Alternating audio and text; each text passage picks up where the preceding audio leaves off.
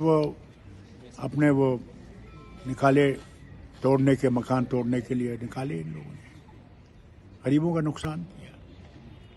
जब वो बने थे उस वक्त क्यों नहीं इन्होंने उनको बंद किया, बताइए मुझे। बनाने के बाद, सब तैयार होने के बाद, इतना लोन लेने के बाद, बैंकों से लोन लिया, बताइए मुझे वो कैसे दिया इनको।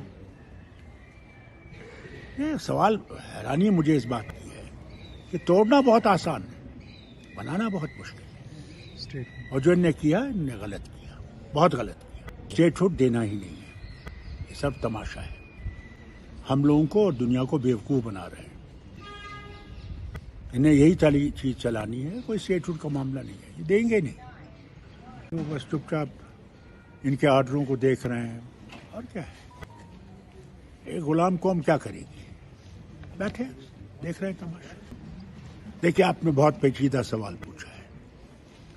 सवाल इस बात का है कि अगर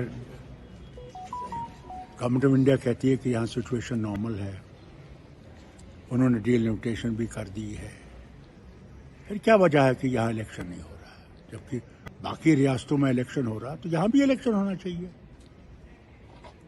यहाँ क्यों एक एलजी साहब को बिठा दिया, वो सारी चीज का मालिक बैठा हुआ है, खुद सोचिए। किस्मत ये है कि बीजेपी रोज बरोज कोई ना कोई तबाही लेके आती है जम्मू कश्मीर के लिए। और हमारा जो हमारा हिफाजत के तौर से हमारी जो स्पेशल पोजीशन थी 370 थी, जिसकी वजह से हमारे रियासत बाकी रियासतों के मुकाबले में यहाँ गुर्बत कम थी, मुफलिसी कम थी। यहाँ लोग they were much better off than the other places of the जो कंट्री में पूरे स्टेट्स हैं।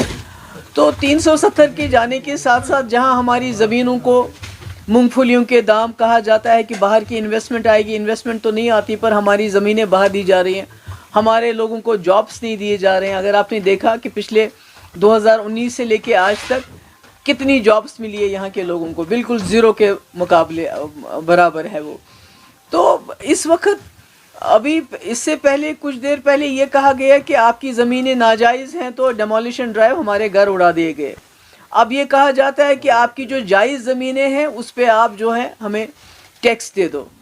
तो ये सब एक तबाही की तरफ जा रहा है, ये सारा सिलसिला एक तबाही की तरफ जा रहा है। अगर आप देखें जो हम 370 की वजह से हम अपने कानून खुद बनाते थे, और उस वक़्त यहाँ की जो असेंबली है ये ध्यान में रखती थी कि ऐसे कानून बनने चाहिए जिससे यहाँ के लोगों को किसी किस्म की तकलीफ़ ना हो। ख़ासकर पिछले 30-32 साल से जम्मू कश्मीर के जो हालात रहे हैं, जो मामलात रहे हैं, और उसके ऊपर 2019 के बाद जो हम पे भूचाल लाया गया, जिस तरह 370 को ख़त्म किया गया, हमारी जो इकॉनमी है बिल्कुल डोल ड्रम्स में बड़ी बर्बाद है, तबाही है हमारी।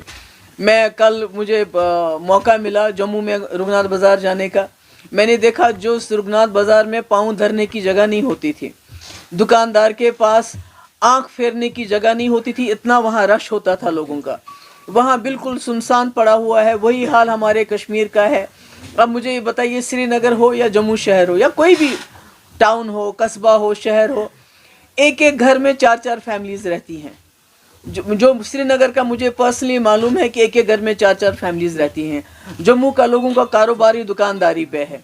पहले तो दुकानें उड़ाई गई और उसके बाद जो इन्होंने 370 ख़त्म करने के बाद जो इन्होंने माहौल बनाया, दरबार मुँह ख़त्म किया, बाकी चीज़ें ख़त्म की। तो ऐसे में ये लोग जो इनके ऊपर दोबारा एक और बोझ डाला जा रहा है कि आप जी प्रॉपर्टी टैक्स दे दो, तो क्या करेंगे ये? लोगों की कमर तोड़ना चाहते हैं। अभी देखिए कि जो आपके हमारे पास तो प्राइवेट सेक्टर यहाँ है ही नहीं। हमारे यहाँ तो ना कारखाने हैं ना फैक्ट्रियाँ हैं। जम्मू में थोड़ा बहुत जो इंडस्ट्रियलाइजेशन हुआ था वो भी बंद हो रहा है, क्योंकि वहाँ जो बैंक्स ने लोन दिया है लोगों को, और कारोबार ना हो। सच में नहीं कह सकता कि बुरा है, क्योंकि हिंदुस्तान में हर स्टेट में है और दुनिया में है। लेकिन अगर हमारे हालात जम्मू कश्मीर के आज से 33 साल पहले की तरह होते तो मुझे कोई तकलीफ नहीं होती, और किसी कश्मीरी को या किसी जम्मू वाली को टैक्स देने में कोई तकलीफ नहीं होती। लेकिन गुज़िश्ता 33 बरसों से जम्मू कश्मीर जिन हालात से गुज़र रहा है, सियासी हालात से, इक़्तिसादी हालात से, जो मिलिटेंसी की वजह से ये हालात रोनमा हुए हैं, कई हज़ार गुना बेकारी बढ़ गई है, बेरोज़गारी बढ़ गई है, लाखों हमारे नौजवान लड़के और लड़कियां MA, LLB, BA, PhD करके घरों में बैठे हैं। डेवलपमेंटल काम ठप है, इंडस्ट्रीज बंद है, टूरिज़्म कई बरसों के बाद खुला, लेकिन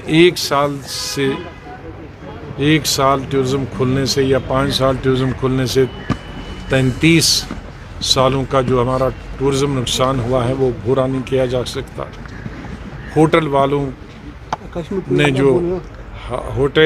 ने, शिकारा वालों ने, दुकानदार वालों ने, दुकानदार चलाने, सामान लेने वालों ने, बिज़नेस वालों ने जो लोन लिया था 33 साल पहले, वो कई हज़ार गुना बढ़ गया है, उसे उतारने में कई साल लगेंगे। हमारा फ्रूट तबाह बर्बाद हो गया है, फ्रूट इंडस्ट्री, फ्रूट की कीमत बाज़ार में आलू से भी सस्ती हो गई है, इसलिए उसका भी कोई फ़ायदा नहीं। हैंडीक्राफ्ट तो बिल्कुल, एक्सपोर्ट तो बिल्कुल ही ख़त्म हो गया है।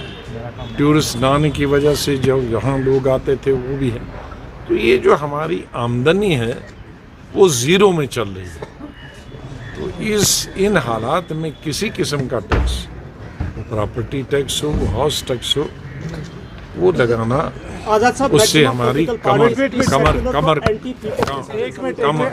वो आपने सुपरलेटिव्स मत लगाओ। हाँ, इसलिए मैंने इसको बताया कि आज इस हमारी इक्तिसादी हालात स्टेट के वो नहीं है, लोगों के पास आज पैसा नहीं है। लोगों ने शायद घर बना दिए हों बड़े बड़े, लेकिन उसके बाद जो हालात और पिछले 6-7 साल से हुए और बद से बदतर हो गए। तो आज हमारी रियासत की इक्तिसादी, सियासी, माशी हालात वो नहीं है कि यहाँ के अवाम बिजली के ज़्यादा पैसे दे सकते हैं या पानी के ज़्यादा दे सकते हैं या हाउस टैक्स दे सकते हैं, प्रॉपर्टी टैक्स दे सकते हैं। मैं इन चीज़ों के ख़िलाफ़ नहीं हूँ, लेकिन हालात नहीं हैं। शायद 5-10 साल हमारे हालात ठीक हो जाएंगे। हम जानते हैं कि जो भी टैक्स आएगा हमारी बहबूदी के लिए होगा, हमारे बच्चों को उसका फ़ायदा होगा, लेकिन उसके लिए तो हम इस काबिल होना ही चाहिए ना वो टैक्स देने के लिए। बहुत बहुत शुक्रिया।